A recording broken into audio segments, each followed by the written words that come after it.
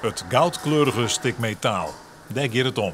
Dat is de fiskvriendelijke waaier, dat de visken die het van Zwiert naar Zout willen terug hinnen. Zoals installeren komt correct. We maken natuurlijk een lekkerij, hè, dus het moet goed dicht en het moet goed plaatst worden. We zitten hier natuurlijk het Chinsei, dus dat is nog een keer een iets extra qua veiligheid en alles. Het moet goed plaatst worden. Dat moet heel secuur gebeuren, maar ik heb alle vertrouwen in deze man dat het al even goed komt. Het paard nooit gemaal taai is makkelijk genoeg.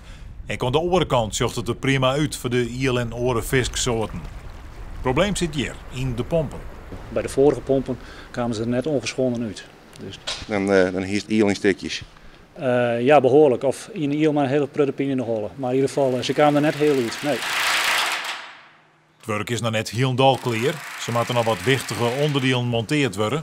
Maar als dat dien is, kan deze tijdelijke pompen voort en moet het al hier goed komen. De firma die dit ombracht, had er testen mee gedaan. Die had vis door de pompen heen halen. Met verschillende opvoerrichters. En na de tijd hebben ze de visken vasthouden in een voek. Om even te zien van, nou ja, ze kunnen wel door die pomp heen en naar boeten gaan. Maar wat gebeurt er dan met de vis? Dan hebben ze een aantal dagen vasthouden. Dan ze weer nou nog in leven. Dus daarmee is het zich wel bewezen dat het wel werkt. En dat is goed nice. Net alleen nog voor de iel, maar ook voor deze ielgwozen.